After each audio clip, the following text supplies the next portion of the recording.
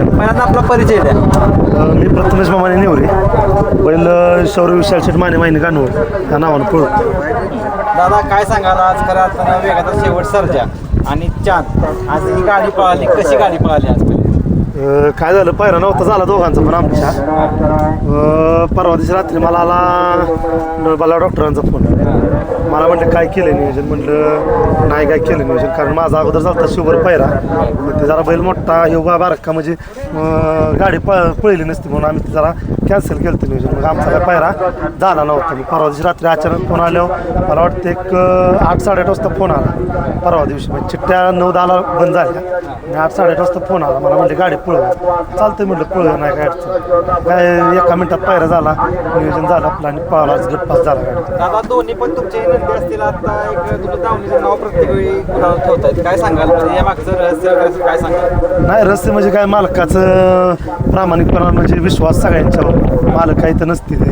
नंतर बैल सांभाळणारे योगेश भाऊ आहेत, त्यांचं म्हणजे हे आहे ना सगळं श्रेय त्या दोघांनी जातं. नियोजन काय कोण बी करतं, पण ते बैल सांभाळणं परत मालकाचा विश्वास असणं गरजेचं आहे, बाकी काय नाही. लहान वयापासून आदत वयापासूनच तो चर्चेमध्ये आहे, मोठमोठ्या पायऱ्यामध्ये पळाला आहे आणि काय मुलाला मध्ये असतो, काय सांगा? हां, घेतानाच आम्ही ठरवलं होतं पळाल तर वासरू चांगल्याच पायऱ्यात पळावं. आणि वासरू घेतलं आम्ही 6 लाखाला 6.5 लाखाला घेतलं होतं वासरू घेतलं म्हणजे दोन्ही पण 5 लाखाला घेतलं होतं आणि 6.5 लाखाला घेतलं होतं. त्यानं पण पहिल्या मैदानात गुलाल दिला. हा फक्त पहिल्या मैदानात म्हणजे गटाला मार खाल्ला होता. त्याच्यानंतर याचं कायम गुलाल होता, तो पण कायम गुलाल. उंची लहान त्याची कीर्तिमान आता म्हणावं लागेल. हां, कारण आता ही उंचीनं आहेच कमी, पण कीर्ती पहिल्यापासून त्याची मान आहे. कारण आता मैदानात गेले की चर्चाच होती. हो, आता काय झालंय मला वाटतं चिमणी असू दे, लक्कन असू दे, बकासूर असू दे, म्हणजे कुठला बैल नाही. मानगरच्या वादळवर 5 ते 6 एक नंबर आहेत. म्हणजे अंबरनाथचा वादळ आहे त्याच्यावर 2-3 एक नंबर आहेत. म्हणजे सगळ्या बैलात बैल पळालेला आहे वासून. आदतमध्ये सगळ्यात पळाला, दुसऱ्यात पण आता चांगल्या बैलात पळतोय, राहतोय. परवा तोडकरांच्या सुंदरभर पळाला, चांगल्या बैलात पळतोय. बघायला गेले तर म्हणजे ज्या पद्धतीनं आता तुम्ही म्हटलं की जसं शरीर आहे छोटं, मोठमोठ्या बैलांबरोबर पळाला आहे, पण कधी असं जाणवलं नाही की बाबा उंची कमी आहे किंवा त्याच्यामुळे काही अडचण आली.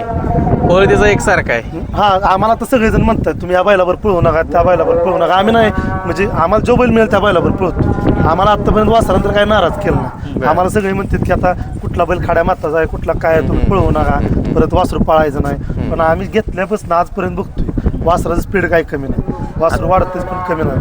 आज हिंद केसरीचं जो मानाचं मैदान आता म्हणूया आपण की आता एवढं मोठं मैदान आणि सर्जानी चंद्र म्हटलं की अचानक नियोजन झालं, पण कुठंतरी आपण म्हणतो की मनमोकळेपणानं पायरा झाला तर त्याचा रिझल्ट दिसून येतो.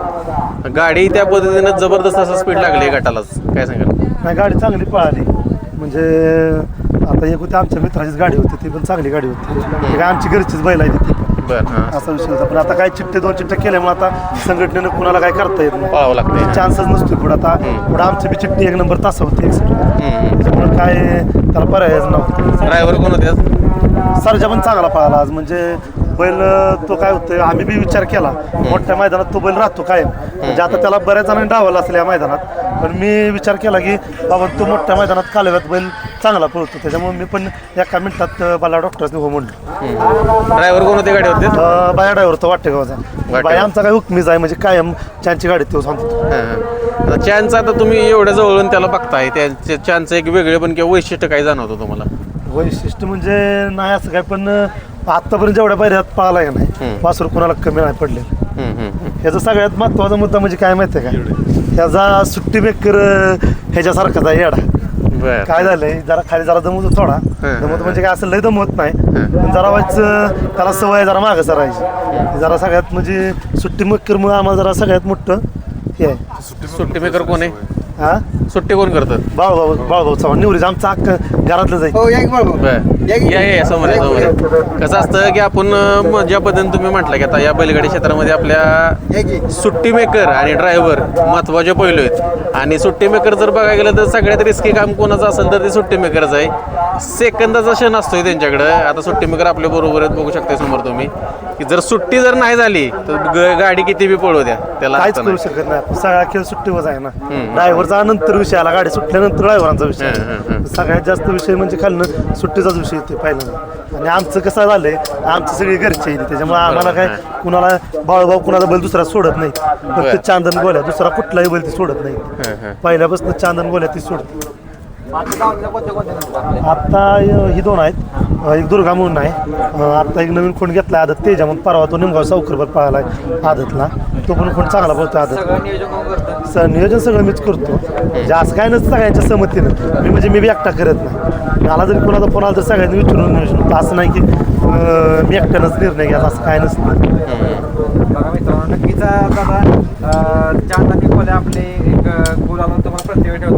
नक्कीच आज तुम्हाला हिंदगीचा गुलाल लागेल ही तुम्हाला शुभेच्छा दादा. हो धन्यवाद. धन्यवाद दादा.